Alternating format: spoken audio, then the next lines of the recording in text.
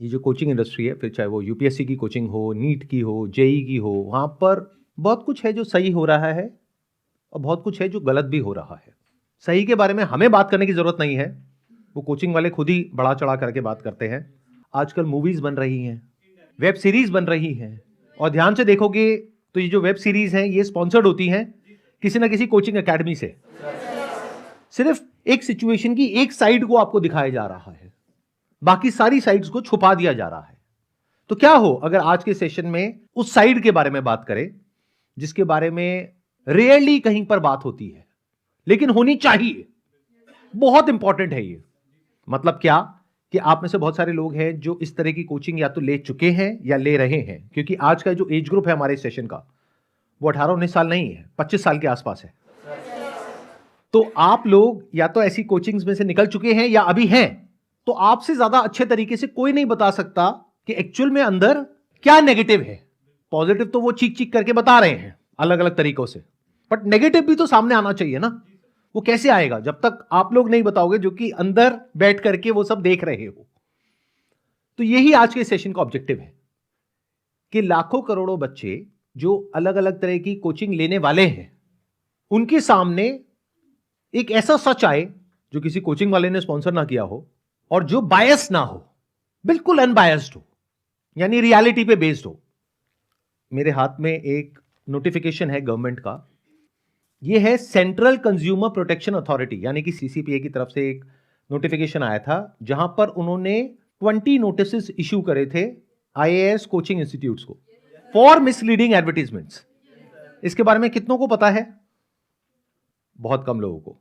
तो सोचो आप लोग जिनकी एज है 25 साल के आसपास, आपको ही नहीं पता, तो वो बच्चे जिनकी एज है 16, 17 साल, 18 साल, उन्हें क्या पता होगा?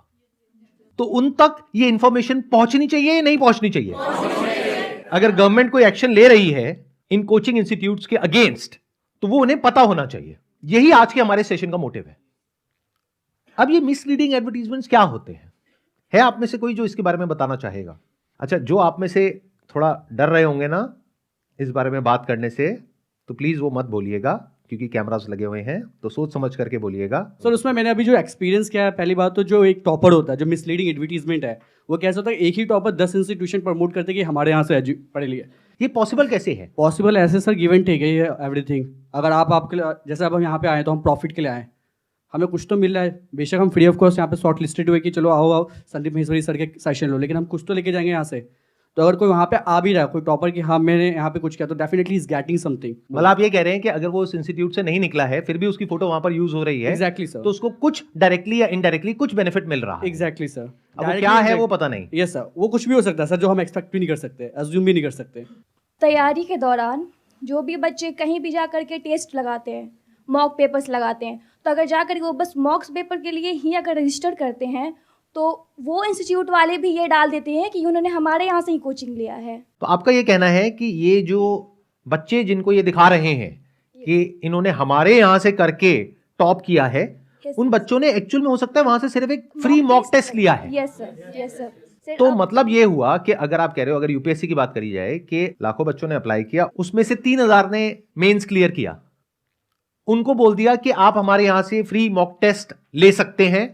उसके बेस पर एडवर्टाइजिंग में इस तरीके से उसको पोर्ट्रे किया जा रहा है जैसे कि उसने पैसे दे करके वहां से 1 साल की या 2 साल की कोचिंग ली है, जबकि रियलिटी क्या है कि उसने वहां से कोचिंग नहीं ली है।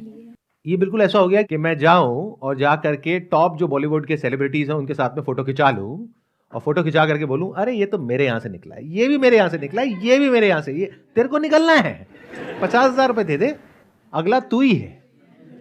सर इसमें मुझे एक चीज़ और लगती है, जैसे कि क्योंकि जो बच्चे होते हैं जो चूज़ करते हैं उनके पास दिमाग इतना होता नहीं है। 16-17 ईयर्स, मतलब मैं जो बता रही हूँ एज, मैंने भी कोटा नीट के लिए प्रिपरेशन करी थी, तो उस टाइम यही हुआ था कि देख के ना, दीदी भैया को देख के कि नीट अच्छा होता है, डॉक्टर बन जाएंगे, और बस ये होता है कि नीट कर लिया या फिर जेई निकाल लिया तो पूरा लाइफ सेटल है। बट असली में ऐसा नहीं होता है।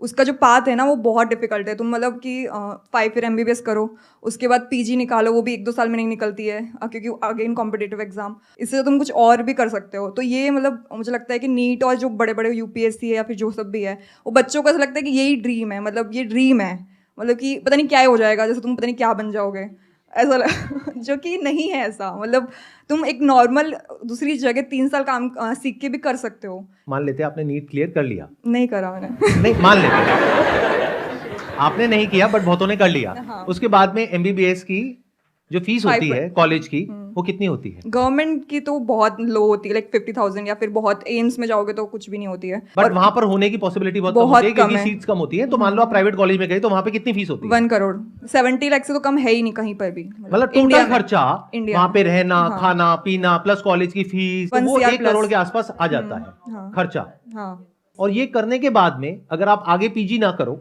हाँ। कोई स्पेशलाइजेशन ना करो, सिर्फ यही करो तो कितनी सैलरी मिलती है? 45 depend on state to state. वहां से निकलने के बाद में जो एवरेज सैलरी आपको मिलती है that is around 50,000 rupees per month. Yes sir. तो अगर ये 1 करोड़ रुपए आपके पिताजी के पास में या माताजी के पास में नहीं है और आपने लोन ले लिया है तो इस लोन के ऊपर जो इंटरेस्ट लगेगा वो लगेगा 9%। यानी साल का 9 लाख रुपए आपको देना है इंटरेस्ट, और आपकी कमाई है साल की 6 लाख रुपए, जिसमें से कुछ खर्चे भी होंगे।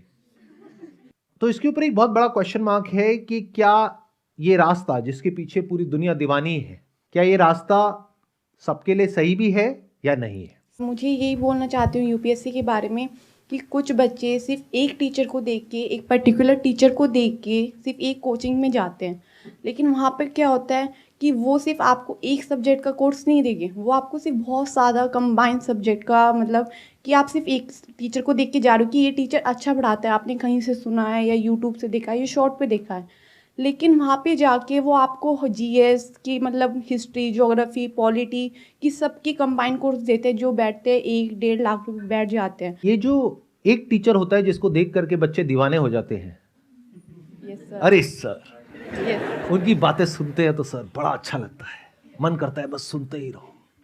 तो ये जो दीवानगी होती है एक टीचर के लिए, उनके इंस्टीट्यूट को आप ज्वाइन कर भी लेते हो, करने के बाद पता लगता है कि वहां पे तो हजारों बच्चे हैं आपके जैसे, और वो जिनको देख के आपने ज्वाइन किया है उनके पास तो टाइम ही नहीं है आपके लिए। Yes sir. ऐसा होता है नहीं होता है? तो क्या ये पहले उन लोगों को बताना चाहिए नहीं बताना चाहिए सर बताना चाहिए कि भाई वो पढ़ाते भी हैं, या वो सिर्फ यूट्यूब पर वीडियोस में तो दिखते हैं, लेकिन जब इंस्टीट्यूट में आप जाते हो तो साल में एक बार कोई एक आध क्लास में वो दिख जाते हैं, उसके बाद में कुछ अता पता नहीं है जिनको देख करके आप वहां पर गए हो।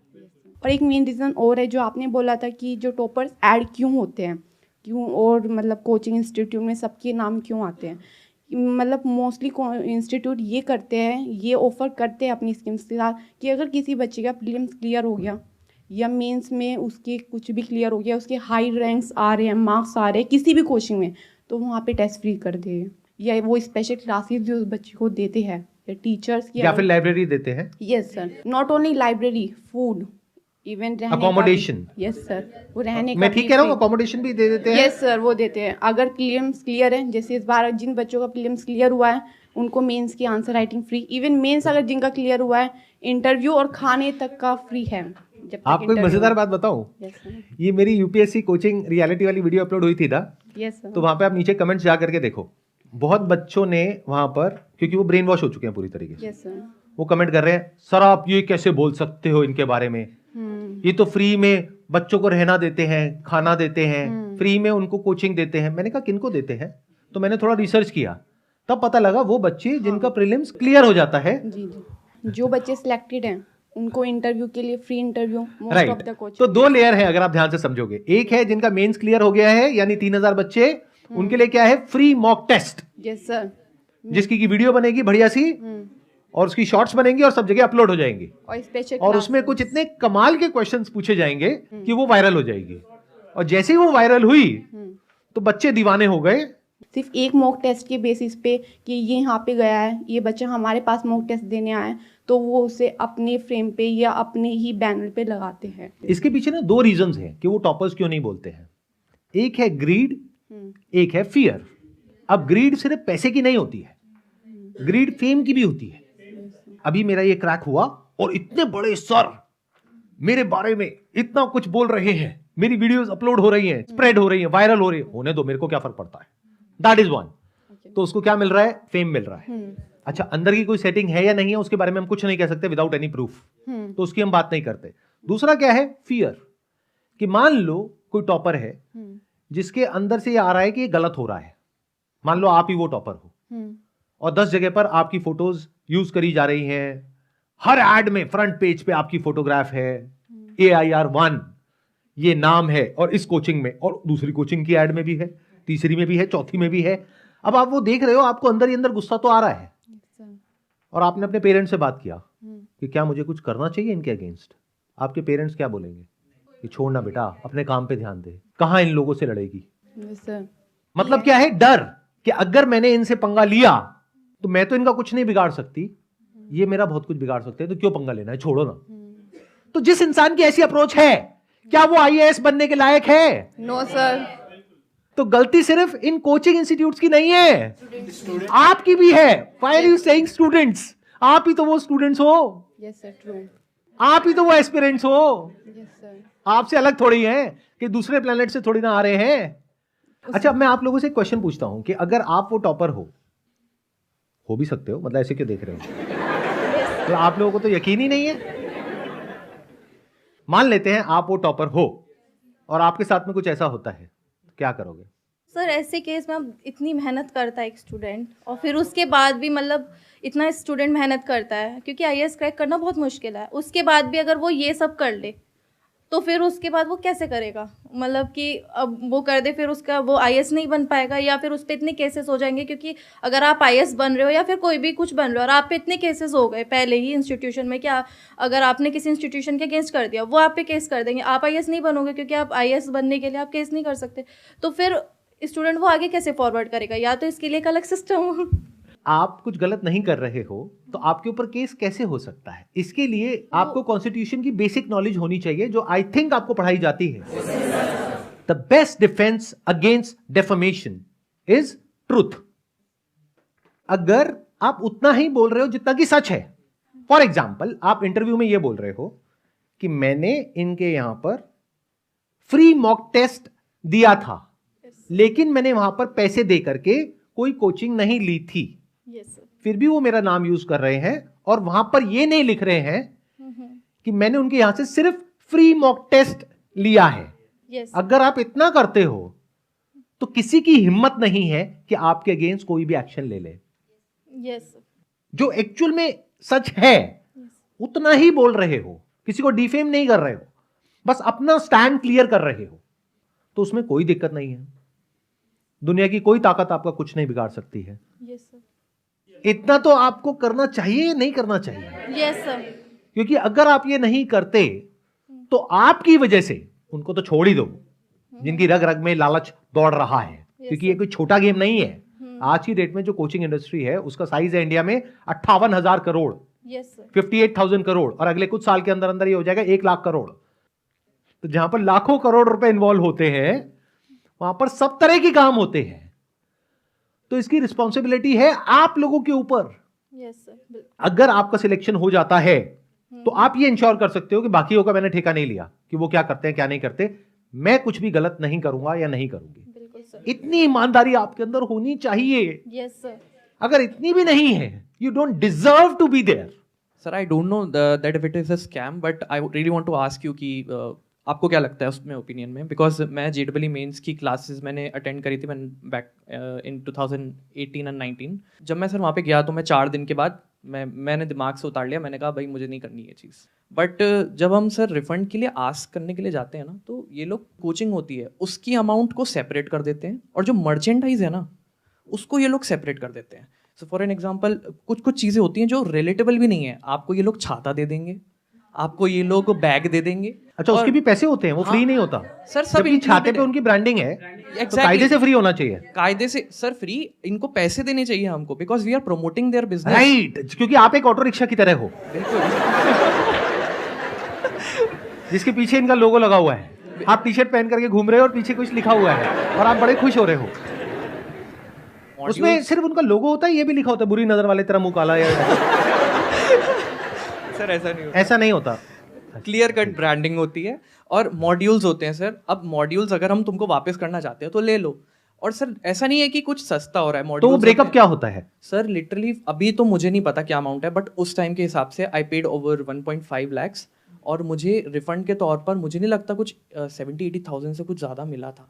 तो मतलब 80,000 रुपए का छाता, सर छाता, बैग और भी सर डायरीज होती हैं, डायरीज पेन होता है और मॉड्यूल्स होते हैं, टेस्ट मॉड्यूल्स। वो क्या है, प्रिंट आउट ही तो है। प्रिंट आउट से सर, एग्जैक्टली। तो प्रिंट आउट लगा लो 100-200 रुपए का, छाता लगा लो 100-200 रुपए का, सब मिला करके जो कॉस्ट आई वो आई 2,000 रुपए। कॉमिक बुक टाइप की रद्दी होती है ना, हाँ, वैसी हाँ। क्वालिटी की। और मैं कोई ऐसे इंस्टीट्यूट की भी नहीं, मैं नाम नहीं लूंगा, बट ये बहुत नामी इंस्टीट्यूट की तरफ से मैं निकला था बाहर। जब आप पैसे वापस मांगने गए कि 1.5 लाख रुपए में से 70,000 रुपए 80,000 रुपए इन्होंने छाते का, डायरी का और बैग का काट लिया है, जिसकी कॉस्ट एक्चुअल में 1,000 रुपए भी नहीं है। बिल्कुल बिल्कुल सर, तो ये स्कैम है। हाँ, अगर आपको वहां पर 4 महीने हो गए होते, फिर वो पैसे काट रहे होते बेस्ड अपॉन कि भाई हमारा कोचिंग में इतना पैसा लग गया, ट्यूशन फीस लग गई, ये लग गई, वो लग गई, समझ आता है। 4 दिन में 1.5 लाख में से 70-80 हजार रुपए काटना फॉर ऑल दीज थिंग्स जिसपे उनकी ब्रांडिंग है, तो ये तो अनफेयर है। मेरा ये कहना है कि जैसे एमपी से या कोई भी स्टेट से आता है लड़का कोचिंग के लिए, तो उसमें ट्रैप वहीं से बन जाता है, फिक्स हो जाता है कि मुझे इस कोचिंग में जाना है तो जाना है। और आज का सोशल मीडिया का युग है, तो इस युग में वो पहले ही से ट्रैप बना हुआ है।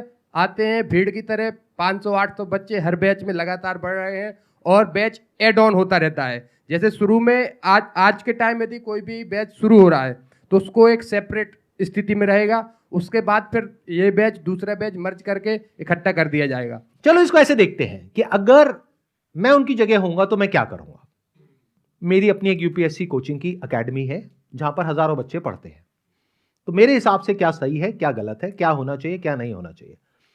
सबसे पहले तो मेरे अपने माइंड में मुझे खुद को ये क्लियर करना है कि मेरी ये जो पैसे की भूख है वो कब मिटेगी।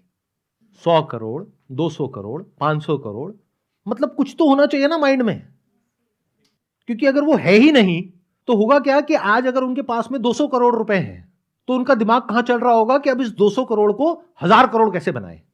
अब उनको ये नहीं समझ आ रहा कि ये जो 1000 करोड़ बनेगा ये आएगा 2-2 लाख रुपए करके लाखों बच्चों से, जिन बच्चों के पास में और उनके पेरेंट्स के पास में 2 लाख के अलावा और कुछ है ही नहीं, या हो सकता है वो पैसा भी वो लोन पे उठा करके उनको दे रहे हैं। और ये आदमी ऑलरेडी 200 करोड़ लेकर के बैठा है, यानी कि इसकी आने वाली 200 जनरेशंस बैठे बैठे खा सकती हैं, फिर भी ये पैसे के पीछे पागल हुआ पड़ा है। अब ये मैं किस बेस पे बोल रहा हूं, ये मैं सिर्फ बोल नहीं रहा हूं, मैं ऐसे जी रहा हूं। आज से 12 साल पहले मैंने अपने आप से ये क्वेश्चंस पूछे थे कि कितना पैसा बहुत है, तो मेरे अंदर से आया कि जितना है उतना बहुत है, क्योंकि एक कहावत है, पूत कपूत तो क्यों धन संचय, पूत सपूत तो क्यों धन संचय। मतलब कि अगर आपके बच्चे लायक हैं तो क्यों पैसा इकट्ठा कर रहे हो, किसके लिए कर रहे हो, और अगर आपके बच्चे नालायक हैं तो किसके लिए पैसा इकट्ठा कर रहे हो। तो इस वजह से मैं खुद को रोक पाया। नहीं तो ये जो लालच है ना, जब हमारे ऊपर हावी होता है तो इंसान से ऐसे ऐसे काम करवाता है जो उसको खुद भी नहीं पता होते हैं।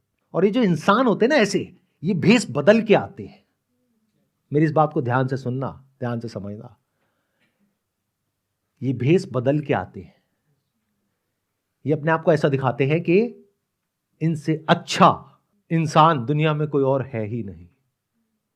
अंदर से इन्हें कोई फर्क नहीं पड़ता कि आप यहां पे जो ज्वाइन कर रहे हो अपनी मां के गहने बेच करके आ रहे हो, या अपने बाप का खेत बेच करके आ रहे हो, या लोन लेकर के आ रहे हो, कहीं से भी आ रहे हो, कैसे भी आ रहे हो, इन्हें कोई फर्क नहीं पड़ता है। इनके लिए आप सिर्फ एक नंबर हो, 200 करोड़ से 1000 करोड़ पे पहुंचने के लिए एक जरिया हो। तो अब ये बातें मैं क्यों कर रहा हूं, क्योंकि हो सकता है मेरी ये बातें सुन करके उनको थोड़ी कड़वी भी लगे, लेकिन हो सकता है उनमें से कुछ लोगों के अंदर की जो इंसानियत नाम की चीज है वो जाग जाए, क्योंकि उनको ऐसा बोलने वाला भी तो कोई होना चाहिए ना। उनके आसपास में सारे यस मैन भरे पड़े होंगे। जब एक इंसान एक पर्टिकुलर लेवल पे होता है, जब उसके बैंक अकाउंट में 100-200 करोड़ रुपए पड़े होते हैं, तो उसके पास में सारे यस मैन होते हैं कि आप तो सर ये, आप तो वो, ऊपर से बड़े बड़े अफसर आ करके उनके हाथ पैर जोड़ रहे हैं। तो आदमी का दिमाग सोचो कहां पर होगा। तो कोई तो हो जो आकर के उसको शीशा दिखाए कि भाई तो इतना अच्छा नहीं है जितना दिखा रहा है अपने आप को। अगर एक्चुअल में अच्छा है तो कुछ अच्छा काम कर। अब अच्छा काम क्या हो सकता है? अगर मैं उनकी जगह पर हूं तो मैं क्या करूंगा? सबसे पहले मैं एक सच को देखूंगा। वो सच क्या है कि सिर्फ कुछ हजार बच्चे हैं जिनके पास में पैसा है मुझे देने के लिए, बट इंडिया में लाखों बच्चे ऐसे हैं जिनके पास में पैसा नहीं है मुझे क्या किसी भी कोचिंग में पैसा देने के लिए। तो उनके लिए मैं क्या करूंगा? मेरे यहां पे क्लासेस होती हैं, उसको मैं लाइव ब्रॉडकास्ट करूंगा फ्री ऑफ कॉस्ट यूट्यूब पर, सबके लिए। कोई पुराना रिकॉर्डेड कोर्स नहीं, 5 साल पुराना, जो आज रेलेवेंट ही नहीं है। नॉट अ क्लिक बेट कि ऑनलाइन कोर्स की फीस इतनी है, ऑफलाइन की इतनी है। ऑनलाइन कोर्स जब आप लेते हो आपको पता लगता है ये तो 3 साल पुराना है, आज की डेट में रेलेवेंट नहीं है। अब आपने ऑनलाइन के लिए इतना पैसा दिया, लेकिन अगर आपको एक्चुअल में क्रैक करना है तो अब ऑफलाइन के लिए इतना पैसा दो। तो ये बेवकूफ बनाना नहीं है तो और क्या है लोगों को? तो इनको अपने आप से ही पूछना होगा कि क्या मैं अपनी पावर्स को यूज करूं लोगों को और बेवकूफ बनाने के लिए, या यूज करूं एक्चुअल में कुछ अच्छा करने के लिए? नहीं तो उस पावर का मतलब क्या है? तो मैं क्या करूंगा अगर मैं उनकी जगह पर हूं? सबसे पहले absolutely free live broadcast of all my lectures and my faculties lectures, वो सब यूट्यूब पर अवेलेबल होगा, जिससे लाखों लोगों का भला होगा। उसके बाद भी जिसको ऑफलाइन आना है वो आएगा, तो इससे उनके बिजनेस पे एक्चुअल में कोई फर्क नहीं पड़ने वाला है। नंबर 2, मैं क्या करूंगा, ये जो क्लासरूम्स होती है ना, वहां पर ऑन एन एवरेज 500 बच्चे होते हैं। तो मुझे ये बताओ कि अगर उन बच्चों में से किसी के मन में कोई डाउट है तो क्या वो पूछ सकता है? क्या टीचर के पास में इतना टाइम है कि एक एक बच्चे के डाउट क्लियर कर सके? तो किसी को समझ आ रहा है या नहीं आ रहा है, इससे कोई फर्क ही नहीं पड़ता है। तो मैं क्या करूंगा, वही करूंगा जो स्कूल्स में और कॉलेजेस में होता है, यानी कि एक क्लास में जो बच्चे हैं वो मैक्सिमम 100 होंगे, उससे ऊपर नहीं। क्योंकि देखो अगर स्कूल्स में कॉलेजेस में 50 से 100 बच्चे होते हैं क्लास में, तो उसके पीछे कोई ना कोई रीजन है। वहां 500 क्यों नहीं होते? एक स्कूल में एक क्लासरूम है, वहां पर 500 बच्चों को एक साथ क्यों नहीं पढ़ाते? और कोचिंग में ऐसा क्यों हो रहा है? प्रॉफिट। तो फोकस किस पे है? प्रॉफिट पे। बहुत सारे ऐसे लोग हैं जिनका ब्रेन वॉश हो चुका है पूरी तरह से। The moment I speak about all these things, तो उनको ऐसा लगेगा मैं उनके अगेंस्ट बोल रहा हूं या उनके ड्रीम के अगेंस्ट बोल रहा हूं। उनका ये सपना है जिसको उनको बेचा गया है, और ये पूरी दुनिया उनको ये सपना बेचने में लगी हुई है। मतलब अगर आप ध्यान से देखोगे आज जिस तरह की वेब सीरीज बन रही है, उससे आप आइडिया लगा सकते हो कि बच्चे कितने बुरे तरीके से इन सब से इन्फ्लुएंस हो रहे हैं, और उसकी वजह से क्या होने वाला है उनके साथ में आने वाले 2 साल बाद, 5 साल बाद, उन्हें खुद भी नहीं पता है। तो मेरा मकसद सिर्फ इतना सा है कि लोगों को अवेयर कराया जाए। किसी पर्टिकुलर इंसान के खिलाफ या किसी इंस्टीट्यूट के खिलाफ कुछ भी बोलने का मेरा कोई मोटिव नहीं है, क्योंकि मेरा गोल क्लियर है कि मुझे वो नहीं करना है जिसमें कुछ लोगों का फायदा है या नुकसान है, बल्कि मुझे ये देखना है कि मासेस का फायदा और नुकसान किस चीज में है। स्पेशली उनके बारे में सोचना है जिनके बारे में कोई भी नहीं सोच रहा है।